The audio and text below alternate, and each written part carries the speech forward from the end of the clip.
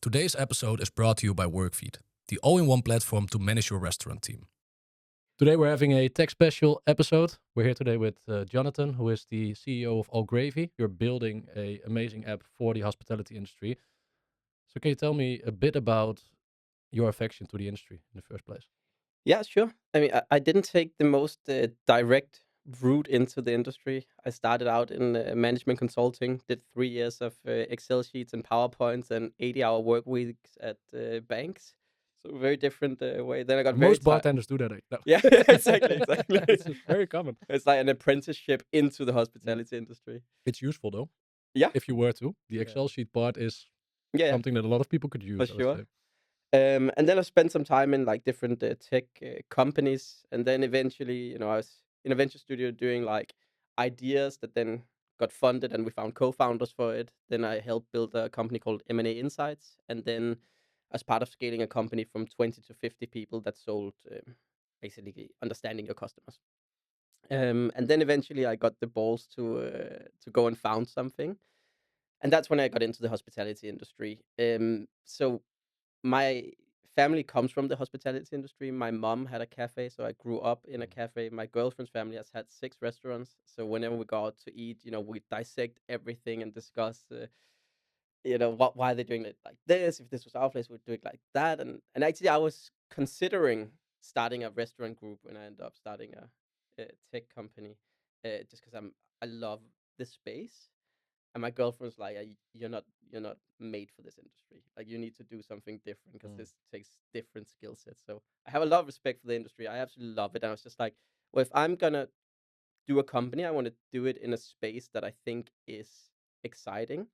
And I also like I've spent my career helping private equity funds, investment banks, like make rich people richer. So I wanted to do something that had an impact on like not the top 1%, but maybe Mm. the 80% that aren't behind the desk. Yeah, awesome. And today you're running All Gravy. Can you tell a bit about All Gravy, what you guys do, how you help restaurants for the people who don't know what you guys do? Yeah, for sure. So All Gravy is the system that sits between employees and the employer. I would say that deals with any interactions between them. So not the operational stuff that you do at Workfeed, but when anyone needs to communicate with each other. When you come in to have your first shift, like what can I expect on the shift? So anything to do with communications, learning, operations, and then anything to really take trivial work away from the minds of people we deal with.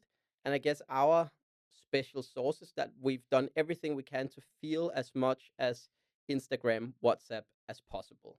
So the people coming into this industry, the Gen Z or even Gen Alpha, I think it's called now, right? They're used to Who's keeping track, anyways?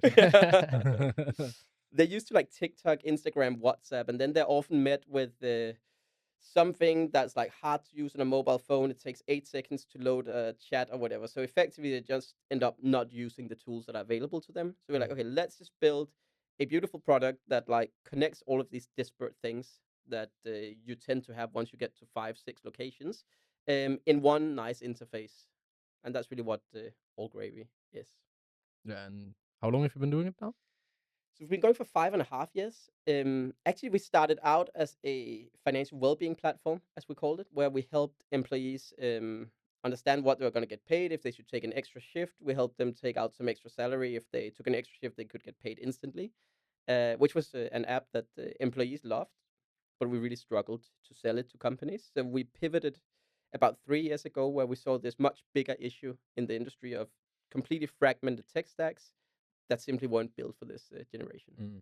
Do you still have that employee well-being part of the product? We do have it in the Nordics. Mm. It's not something that we necessarily push as a sell, but quite often companies in the Nordics, they're like, "Oh, you do that thing. Can we have it?" And we're like, "Okay, sure." Like we did build it. It's there, right? It's just like it's just a more difficult commercial proposition. Yeah, that makes a lot of sense.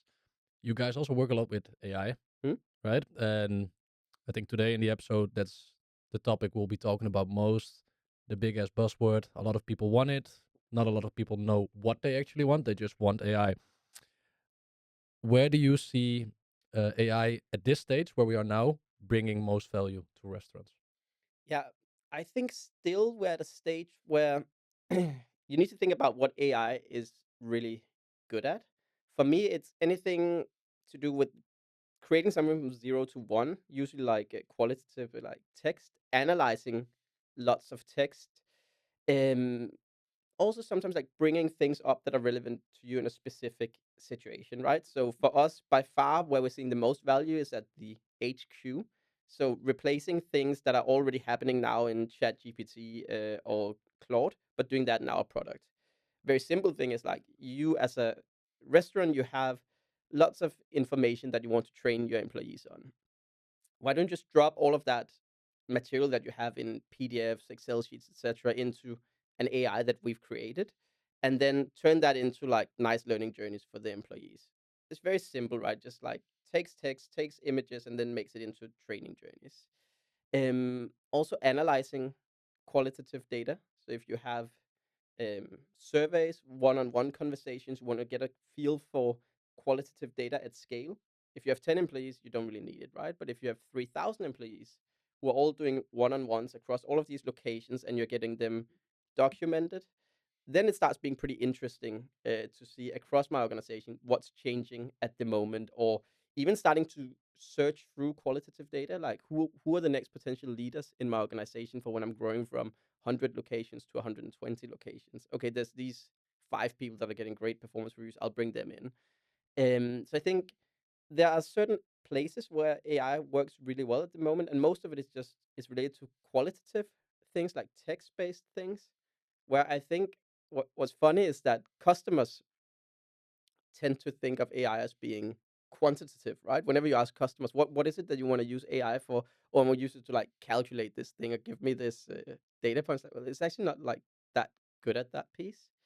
But I think where it's going and what I'm mostly excited about is the agentic piece of AI, which is also like massive buzzword right now. But the idea that you can have a teammate on your team that you can get to do things. Mm. I'm not sure if you've experimented with Claude Cowork.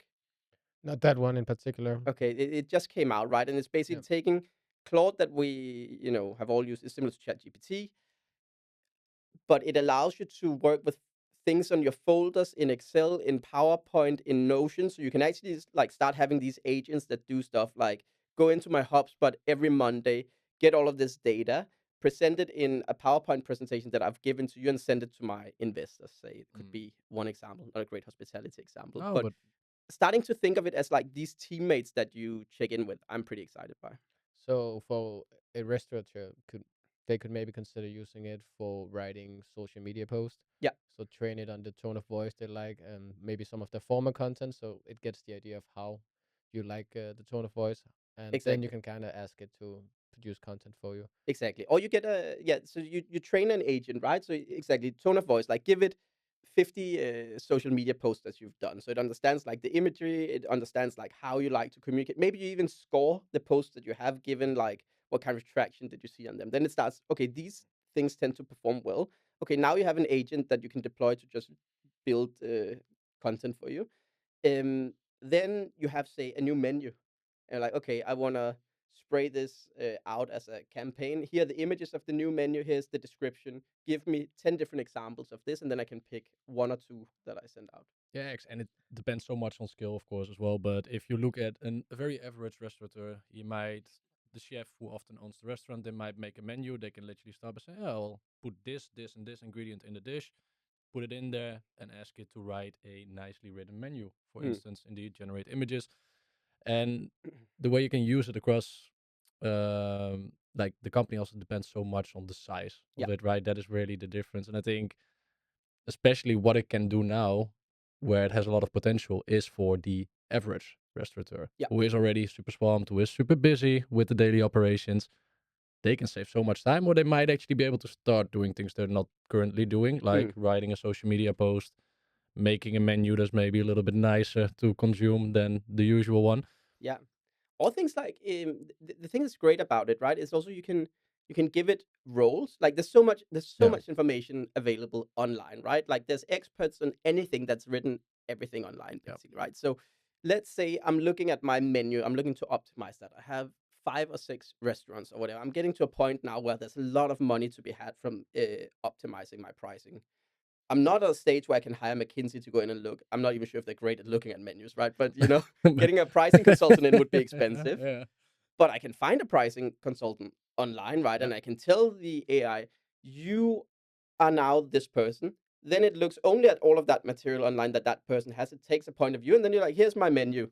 What do you think Mm. I should change? Yeah, Like, and the same criticize thing it. you can do as well. You can also benchmark it in your area where you are. So you can say, hey, look at these menus of my competitors to some extent, or colleagues, whatever we want to call them. Say, okay, how is my beef carpaccio priced compared to them? And if you notice, like, hey, I'm €2 cheaper than all of them, Yeah. well, there's something to gain. Yeah. But the same thing also applies, of course, to optimizing prices for ingredients.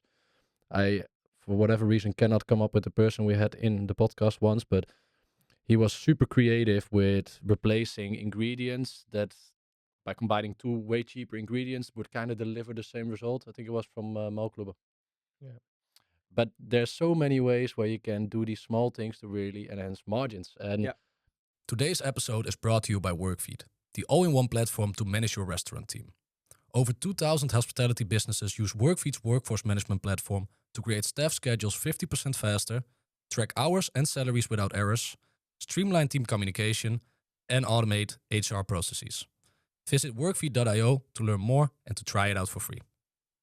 Another way, of course, to look at it, we're all a little bit biased here, but systems, for that matter, you don't have to figure everything out how to use it. There's so many ways you can use systems, like All Gravy. You just mentioned the chat, but I guess I might be assuming something, but creating content in All Gravy, I guess there is some AI capabilities there as well to, for instance, create handbooks, stuff like that. Handbooks, learning journeys, surveys, whatever it might be that you want to create, right? And also, like, usually when you get into this industry, like, sitting and writing long pieces of text is usually not the reason you get into hospitality, right? No, and I think it's the main thing where most people in general now love AI, because attention span becomes is impacted big time. So I had to write a big piece last week, and it was struggle to do it because you're not used to doing it anymore. Yeah. The habit is gone. So it's just, and especially in a stressful environment there where you're just not spending a lot of time with a laptop and it's easy to be distracted. Yeah. It is difficult. Also, if I'm talking my own book, which I am once in a while, right? Then a very simple thing that we've built, and I think that's kind of the first wave of AI, is this AI chatbot, right? So you train it. That sounds very fancy. In our system, you just say, okay, I want the AI chatbot, and then it lives in your chat, right? It has access to all of the handbooks you have, all of the learning you have, and then employees can ask any question they want of that content, right? Like, I forgot how to do a latte. How do I do it?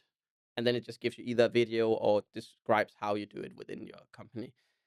Quite often it's used for things that relate to your system, right? Like, I forgot to plug out. What do I do? And then usually that lives in a handbook and it just like tells you what to do. But how do you see that entering the shift of the employee? Because I guess there's different opinions on whether restaurateurs want their staff to use their phone at the coffee maker, figuring out how do I do a latte, standing there looking at their phone, then going to proceed there. Like, how do you see that role change? Of course, with the younger generations, I noticed that at least when I go and do grocery shopping today, the people behind the cashier, like, they're having AirPods in the ears, and as soon as I'm by, they look at their phone. Yeah. When I was young, you didn't do that. Yeah. There's also a difference with if you go to a premium Of supermarket course, or of course. one, because Of course. But my point is just there is a change. Phones are becoming more welcome in scenarios where they were not. There's really, also a lot of places, of course, where they just take in orders on phones these days True, as well. yeah. A lot of the POS But systems, I'm they just literally thinking work that way. regarding your tool, that must be some sort of conflict, right? Because you want to look for the info while you are maybe facing guests. Yeah, I mean, there are places where you're not allowed to use your phone. They tend to then put up an Like an iPad or something. iPad. I was Yeah. about to say AirPod. iPad where you then can just go in and check for things, right? But honestly, I also think a lot of these things, we think of it as being at the shift, but actually, quite a lot of the time, it's before the shift, right? So I'm going in to have my first shift or maybe my second shift, right? And I've had some pre-boarding, onboarding. I'm supposed to know what to do, but I forgot. And I find that super embarrassing, right? So I don't want to go and ask the manager for the 5th time, how do I fold this napkin? That's a good point. Right. So the night before, I'm like, okay, rehearsing how to do this napkin. And then when I come in, the manager doesn't have to waste time on like trivial stuff with me. And I look a lot better with my colleagues. But Yeah, also, and there's, oh, sorry. I just think that's something not to be underestimated. Also, if you hire someone new, they really want to come prepared for Yeah. the first shift. So if they have content to read beforehand, Yeah. they will actually look into it. And this is one of the main things you get out of using our system, right? And like what we are trying to reduce is that first 90-day churn of employees, right? And usually that happens really in the first 2 weeks, right? If you come in and you have a terrible first experience, you're probably not going to stick around because you can just go somewhere else and Yeah. get another job, right? Mm. And a lot of that is related to like what can I expect on the first day, but also you reducing that competency gap you have compared to the other colleagues. That's a very complicated way of saying just like I want to come in and feel comfortable that I can like do the basic things of the job when I start and know who the other people are, right? Hey, this little video, hey, this is your manager, Marissa. She's gonna say hi to you when you come in and I feel more comfortable. I think a good example was our customer Pizza Pilgrims. They said one of the most used functions of the AI bot was how to pronounce pizzas because it's super embarrassing to Yeah. come from like But it's Neapolitan pizza place and not be able to say the name of the pizzas. but the point is so good because the gap can be huge in hospitality. There's a lot of people who've been in the industry who work at the same restaurant for 30 years. Yeah. It's a stressful environment. So often you come in, you have 5 minutes. Oh, here you go there, you go and do that and that and that. Yeah. And indeed, if you ask it once, they will give you a short answer sometimes, maybe. It also very much depends on the person who is teaching you. Yeah. And they might scare you a little bit. So Yeah. you don't want to ask again. And then you just try. And then, okay, you either fuck up or you go and try it again and they start shouting at you. And Yeah. that's maybe the reason why you leave. And if you can just go and stand on the toilet real quick and look up how you do it, there's a big benefit in And that. there's a generational thing here, right? I think like when now we're slightly older than the people joining the industry right now. I'm below 30 still. Okay. So I could be in the industry. Well done. But, thank you for assuming that I wasn't. You just don't look that young. No. You look old. No, but like I think when we, at least when I'll speak for myself, right? When my It's fine. generation started in the hospitality industry, there's a little bit more like just go and do shit. I started as a dishwasher, and it's like, yeah, it's over there.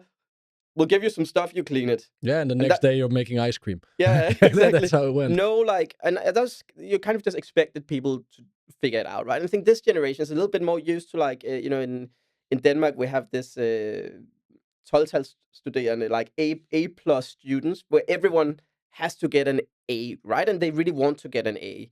And they're a little bit embarrassed if they don't, so they work really hard to do that, right? Which I think like creates a slightly different type of employee that comes into the workplace. They want to know what does good look like, and they want to be good.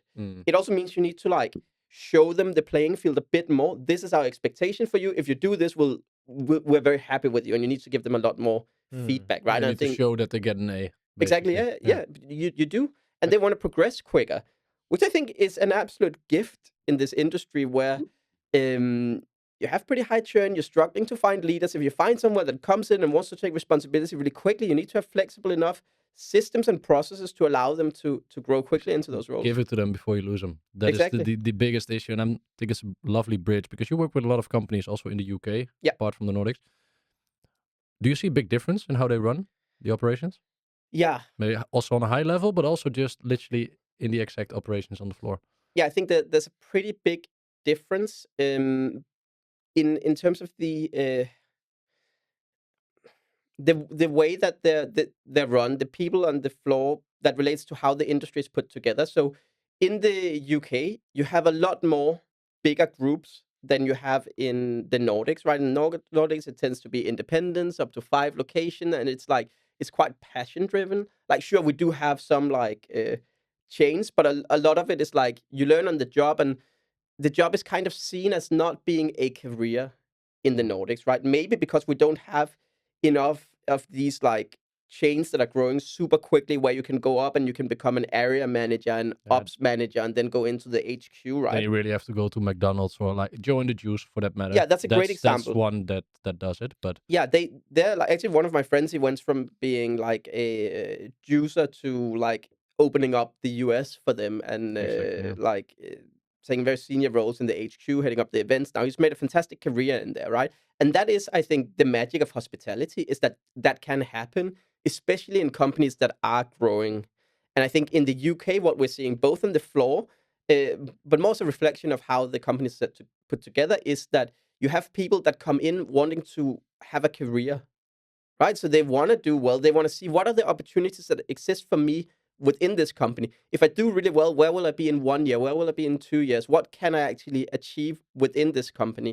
And I think in Denmark, Nordics really, it's more, I'm a gap year student. I'm doing this for 1 or 2 years, and the companies even. I remember speaking to a company here in Denmark. They had like 10 locations, and they were like, "Oh yeah, but we're gonna lose half of them anyway. So who cares about like on board? They're gonna leave." It's like, yeah, sure, half of them are going to leave, but maybe if you improve like the onboarding, how you think about their career, then it's 40% that's gonna leave. Yeah, it's a drastic change if you keep Huge the other change. 10%. There is also a feeling in Denmark that you don't make money in the hospitality scene. Yeah. That is Most what- restaurants lose money, but we've spoken with quite a few restaurateurs that made a lot of money. Yeah. So you really can Yeah. if you. And also the thing, of course, like Denmark or the Nordics for that matter is one of the only places in the world where even if you just work full time in a restaurant, you still make a sufficient, super decent salary. Yeah. Compared to in a lot of other countries, it's literally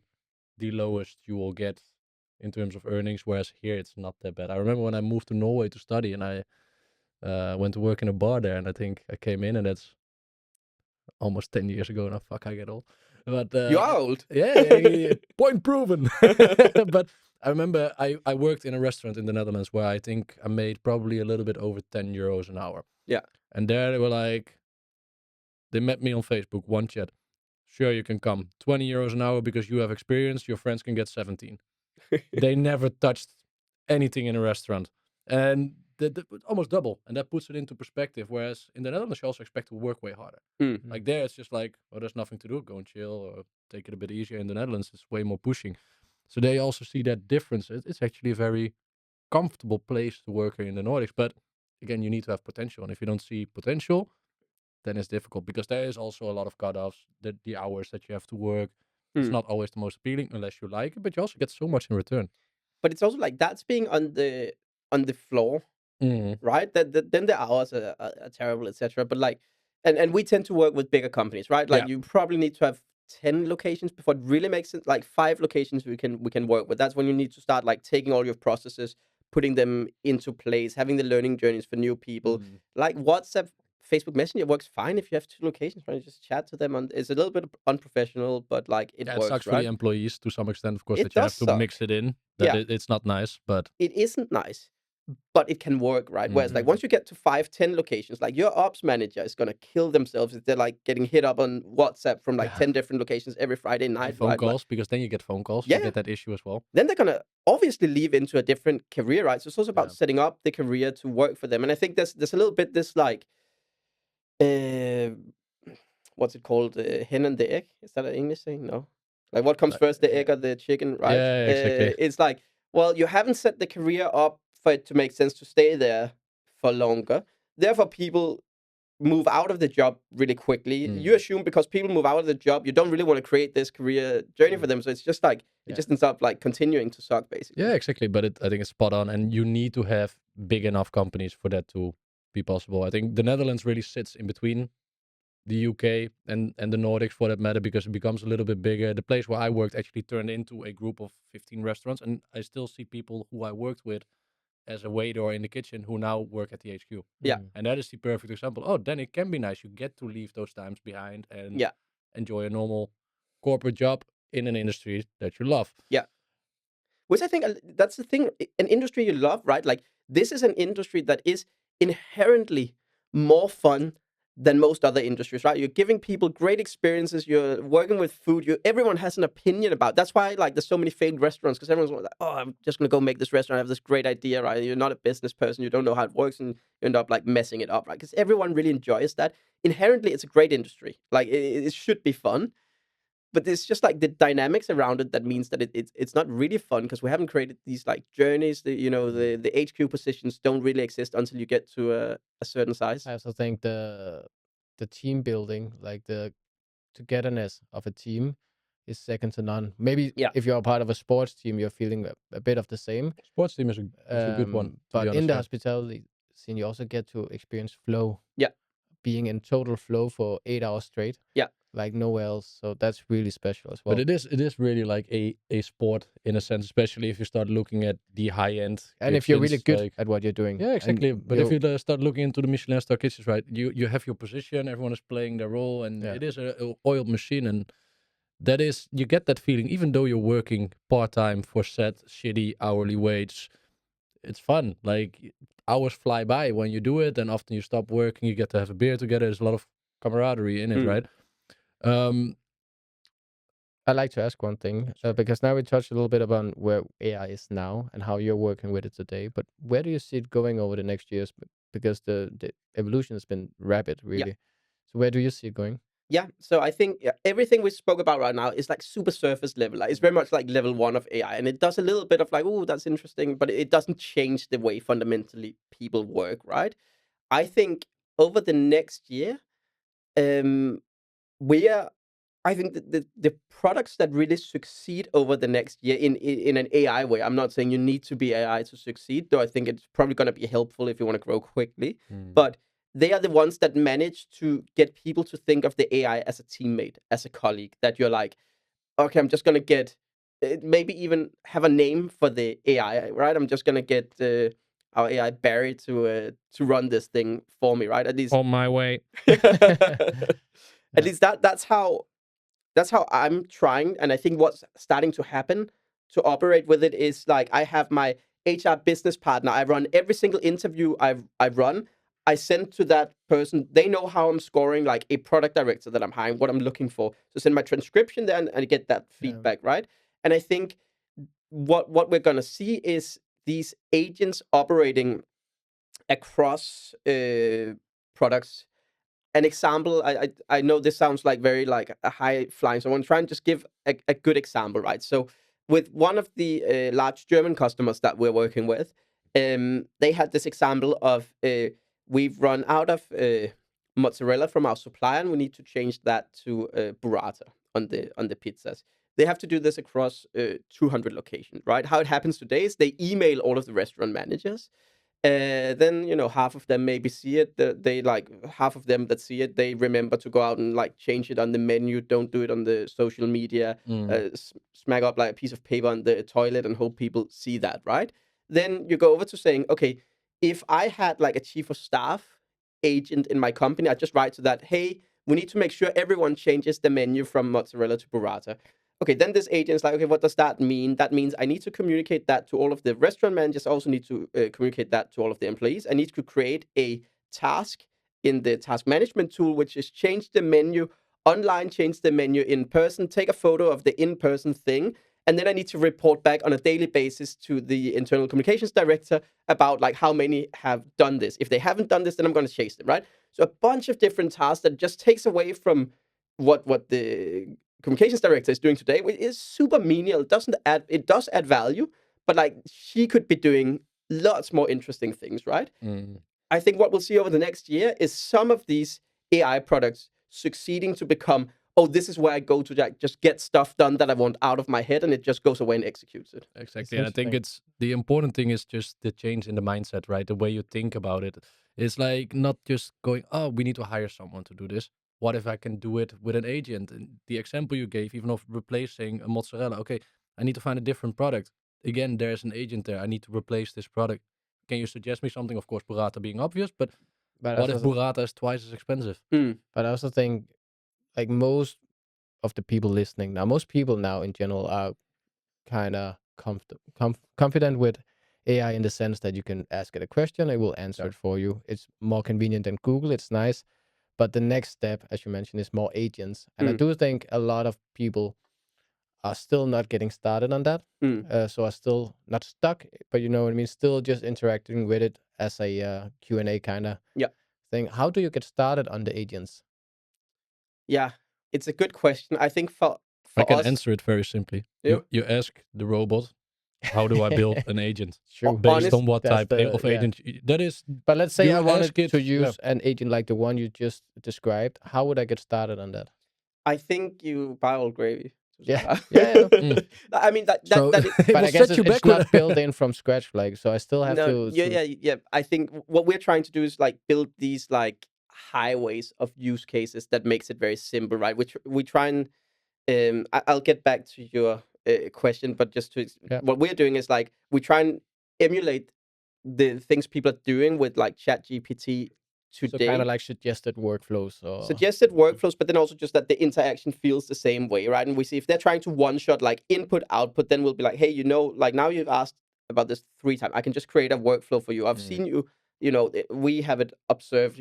I've seen you click into this compliance training thing 15 times, going between the locations. You spend 45 minutes a day just like updating these reports, sending out. We could make a workflow that does that. Do you need a hand? But I mean, that's ours. We're building a system that helps the hospitality industry remove a lot of this process by creating these agents. But your question was, how do I just get started with an agent, right? And I think honestly asking it, like whenever you have a problem, you ask it like, how would you deal with this? And I think there's also just like download Claude Cowork.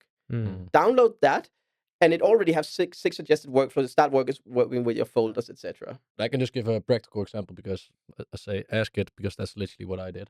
And what it will say is like, okay, let's say you want this, you want it to be able to write content for you. We spoke about it earlier.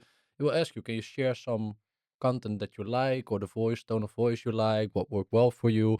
So it basically starts to mimic what you like, and then you build up that foundation there, and then from there on, if you need to create a post, you can just say, hey, I want to write a post about this. These 3 bullets need to be included. Yeah. And then it will write you that I post think based on your liking. a big part of the real challenge for a lot of restaurateurs is that they're always on a sort of internal to-do list. I'm going to do this, and then I'm going to do this, and that. Yep. So I think the real challenge is to find the time to sit down and actually ask yourself, how can I work smarter with these things? Because I also see that in Workfeed, some users just getting habits. So I always do it like this. I could do it way smarter, but I just always did this, and I'm don't have time for it. I feel safe when I do it this way because that usually works. So I don't really take a step back and see, okay, how could I actually make way smarter?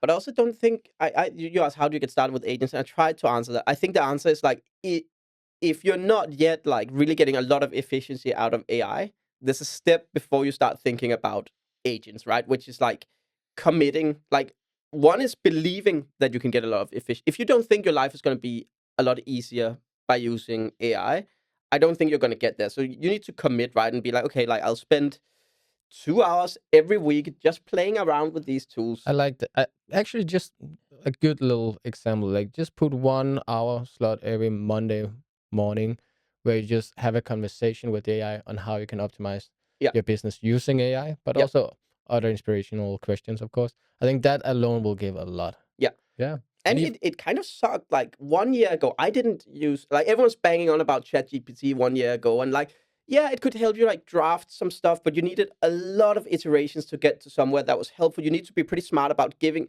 still need to be pretty smart about giving it the right context. I think people that don't like using AI, it gives generic input. It's like, you don't give it the right context. You try and one-shot stuff. You're like, hey, write me a viral LinkedIn post. Yeah, of course it's going to be shit. Like, how could it know, right? Hey, beeps. But now it's just getting so much better, right? And I think that there's a few little tricks that I like to use when I use AI. So one is obviously like have something specific that you know it's good at. That can be reviewing text or writing text. Those are the things that it's very good at, and thinking through complex things. These are things that it's good at, right? So let's take the example of writing something. Like I needed to hire a product director like a month ago. I need to write a job post for that. And I could have written, I want job post for product director, and I would have gotten some absolute like Generic dog, is the word. right? So what I did is I said, okay, here are 3 of our job posts, so you understand how we build job posts. What's our tone of voice? Now ask me 5 questions to educate yourself on what I'm looking for and what didn't work out in the last one I had, or why I'm looking for a new one. Then it asks me questions to get enough content, so I don't overload it with like everything we have in our documents, but I have it ask like quite pointed questions, and then it'll write a like job post, and I look at it and I like tweak it a little bit. Then so that's the first thing. Get it to ask, give it the right context, get it to ask you questions to improve that context. And then the second thing is like AI is incredibly agreeable. It always tells you you're a genius, like, well done, blah, blah, blah. So true, yeah. You need to tell it, okay, now we have this job post. Tell me, what are the weakest points? Tell me, am I going to get, the best possible product director I can get? If they read this, why wouldn't they take this job? And then it gives you a bunch of reasons that you can start working. So you need to force it to be a dick to you, basically, right? Yeah, you have to make it critical. And I think, again, the important thing is for someone, there's a lot of people with restaurants and stuff who maybe even did not use it at all yet.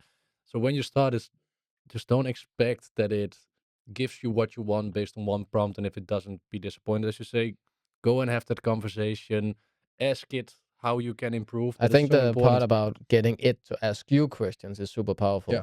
Because it will educate it on how you're thinking, and And if you don't know how to do it, ask how you should do it. And of course, there's another way, if all of us being a little bit biased here, but honestly, it is a very easy way. If you want to start using it, you don't have to figure out everything yourself. You can start looking at the systems you already use or that you could be using to just make your life easier, where you can implement it. I introduced ChatGPT to my dad in the Christmas, and he was like, he heard about it, and he was like, where is that website? I just said, go to chat.com. And then he's like, how does it work? I was, ask it. And then how do you work? Yeah, exactly. And then replied, and then he was like, but does it know about beekeeping? Because that's one of his hobbies. I said, ask it. Of course it does. And then suddenly he just started getting it. And but that's the way to get into it. But before we drift away, like, honestly, we just spoke a lot about what Gravy can do. But if you, let's say you have your booking system, it will be able to give you an insight of how much bookings you get. If you ask it, like, there should be ways. Otherwise, request your booking system. If you look at Workfeed, like, we can give you insight into the number of guests you're getting, how many people you should schedule. There's so many places where you might already have it, or you should be having it in the first place. Use that. Then you don't have to educate yourself that much, apart from maybe a few 30 minutes meetings to set it up. And before we're slowly getting towards the end of it, if you were to open a restaurant yourself tomorrow, what type of systems would you get yourself, but also how would you use AI, like in the simplest way possible, imagining that you have to do a shit ton of work to just keep the restaurant running? Yeah. Obviously get Workfeed, right? That's that's the core of we the might business. even get you a discount. We know a guy. Tiny no, honestly, if you just have one location, right? I still think you need scheduling, like scheduling and POS. I would get, right. You need to take money for the stuff that you are buying, and you need scheduling, right? Like those would be like the out of the box tools. I'd get maybe a booking system as well. I wouldn't get All Gravy, like, to be fair. Then how would I use AI? I would use, like, because I wouldn't know where to start with getting, like, starting a restaurant, right? So I would be like, hey, that's the reverse thing here. You would start asking the AI, hey, I'm about to start a restaurant, right? Like, tell me if that's a good idea. Like, ask me 3 questions to understand if that's a good idea, right? Then it will ask me some questions. Then, like, what are the reasons for it? Blah, blah, blah. Okay, I want to make lots of money. Okay, you should probably start another company than a restaurant. Okay, but it's actually because I love food. I love this style of food.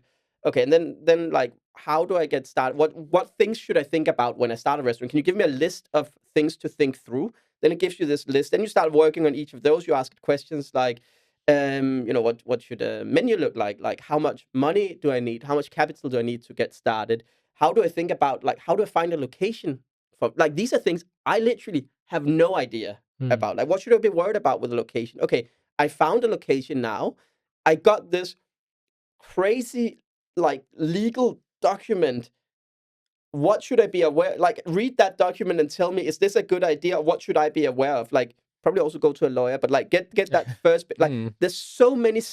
The issue with starting something like a restaurant is there's so many steps to do, and you don't know what the steps are. So you start using AI to understand what are the steps, and then you dive into each of the steps with it. So you have it as a coach, basically. But use it in a place where you don't have the strength or the knowledge. As you say, like, I don't have experience with how to start a restaurant, but a lot of the passion-driven restaurateurs who know a lot about food and everything around it, a lot of them are maybe not the most comfortable with the books. Yeah. Or making sure we are running a profitable business.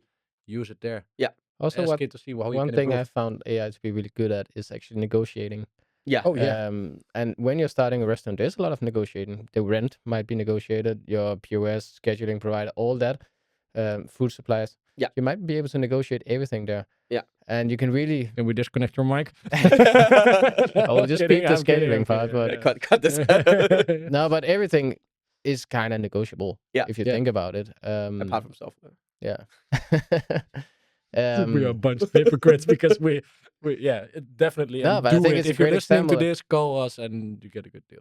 No, but I think that's really one of the places where you can save the most money. It's like, well, someone presented this offer, just ask it, how could I potentially do a counter offer, and what could my arguments be to get Yeah. one? Because you don't negotiate just like that. You also have to present a reasonable argument for why you should have a Yeah. lower price, of course.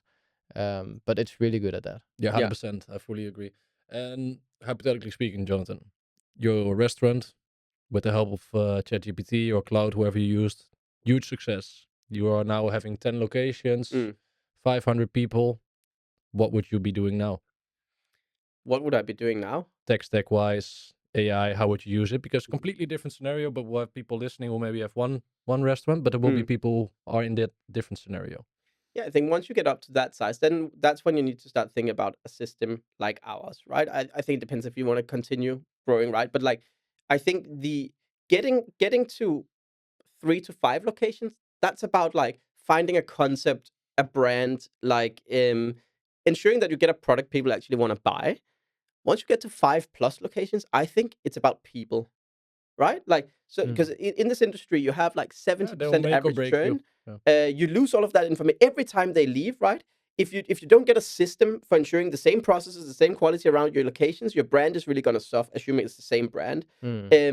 So then you not need to start putting in systems that ensure that the quality is the same, that you have productive people out there, because if not, your bottom line is just gonna start hurting, and you lose the ability to scale, right? So then you need to put in a system like ours.